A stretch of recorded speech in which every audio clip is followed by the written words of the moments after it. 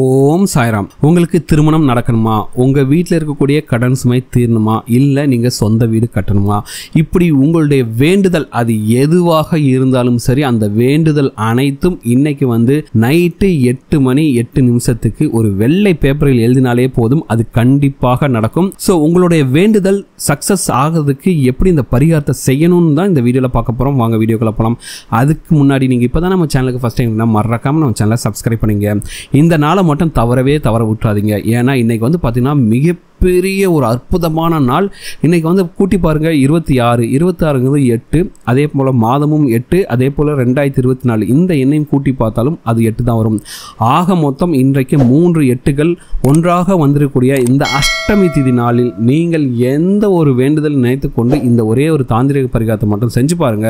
உங்களுடைய குலதெய்வத்தை நினைத்து நீங்கள் இந்த பரிகாரத்தை செய்தால் கண்டிப்பாக அது 100% அப்படியே நடக்கும். சரிங்களா? இந்த பரிகாரம் செய்வதற்கு நீங்கள் ஆயிரக்கணக்கான ரூபாயெல்லாம் செலவே செய்ய வேண்டிய அவசியமும் கிடையாது. உங்களுக்கு தேவை பார்த்தீங்கன்னா ஒரு ஒயிட் பேப்பர், ஒரு பென், அவ்வளோதாங்க. இந்த பரிகாரம் செய்வதற்கு அது மட்டும் இருந்தாலே போதும்.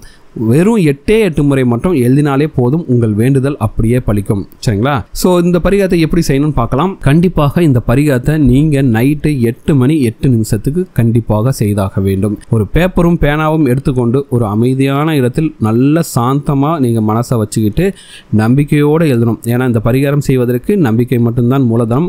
உங்களுடைய குலதெய்வத்தை மனதார நினைத்து கொண்டு இந்த பரிகாரத்தை செய்யணும். சரிங்களா?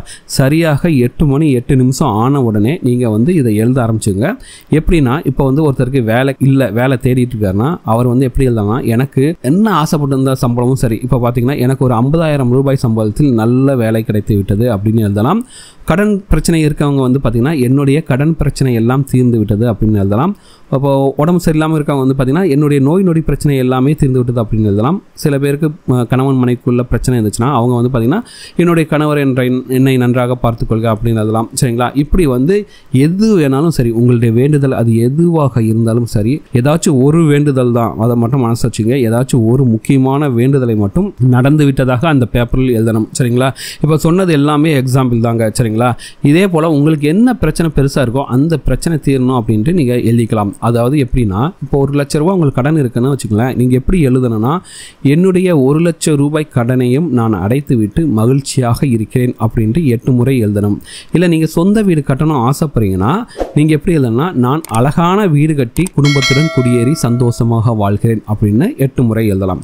இப்படி தாங்க நீங்கள் 8 முறை நீங்கள் எழுதிட்டு என்ன பண்ணீங்கன்னா, அந்த பேப்பரை மடித்து வச்சுக்கிட்டு உங்கள் வீட்டில் இன்னைக்கு பார்த்தீங்கன்னா கோகுலாஷ்டமி, கண்டிப்பாக கிருஷ்ணருக்கு பூஜை பண்ணியிருப்பீங்க. அந்த கிருஷ்ணரோட பாதத்தில் வச்சுருங்க அந்த பேப்பரை. நாளைக்கு காலையில் இந்த பேப்பரை எடுத்துகிட்டு போயிட்டு உங்கள் வீட்டுக்கு பக்கத்தில் இருக்கக்கூடிய கோயிலில் ஏதாச்சும் மண்பாங்கான இடத்தில் இதை புதைத்து வைக்கலாம்.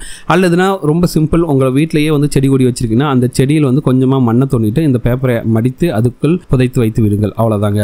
சரிங்களா? இதில் முக்கியமான விஷயம் என்னென்னா, நீங்கள் எது எழுதினாலும் சரி அது பாசிட்டிவாக தான் எழுதணும். நெகட்டிவாக எந்த விஷயத்தையும் எழுதவும் கூடாது, எதையும் சொல்லவும் கூடாது. எந்த அளவுக்கு பாசிட்டிவாக எழுதுறீங்களோ, எந்த அளவுக்கு பாசிட்டிவாக நீங்கள் நினச்சி இதை எழுதுறீங்களோ அந்த அளவுக்கு சீக்கிரமாக அந்த பேப்பரில் நீங்கள் எழுதினது விஷயம் நிஜத்தில் நடக்கும். சரிங்களா? அதுதாங்க இந்த நாளோட முக்கியமான இந்த நாளில் மறைஞ்சிருக்கக்கூடிய ஒரு அதிசயம். நம்பிக்கை உள்ளவர்கள் கண்டிப்பாக இதை முயற்சி செய்து பாருங்கள், நல்லதே நடக்கும். சரிங்களா? கண்டிப்பாக செஞ்சு பாருங்கள், உங்களுக்கு நல்ல ரிசல்ட்ஸ் கிடைக்கும். நீங்கள் நினச்ச காரியம் கண்டிப்பாக நிறைவேறும். சரிங்களா? அப்படிங்கிற நம்பிக்கை மட்டும் உங்கள் மனசில் வச்சுங்க. உங்கள் குலதெய்வத்தையும் மனதார வேண்டிக் கொண்டு இந்த பரிகாரத்தை செய்து பாருங்கள், 100% ரிசல்ட்ஸ் கிடைக்குங்க. இந்த வீடியோ உங்களுக்கு பிடிச்சிருக்க நம்புறேன். இந்த வீடியோ உங்களுக்கு பிடிச்சிருந்தா மறக்காம சேனலை சப்ஸ்கிரைப் பண்ணுங்க. இந்த வீடியோ உங்கள் ஃப்ரெண்ட்ஸோட ஷேர் பண்ணுங்கள். இந்த வீடியோ பற்றின உங்களோட கமெண்ட்ஸை கமெண்ட்டில் கமெண்ட் பண்ணுங்கள்.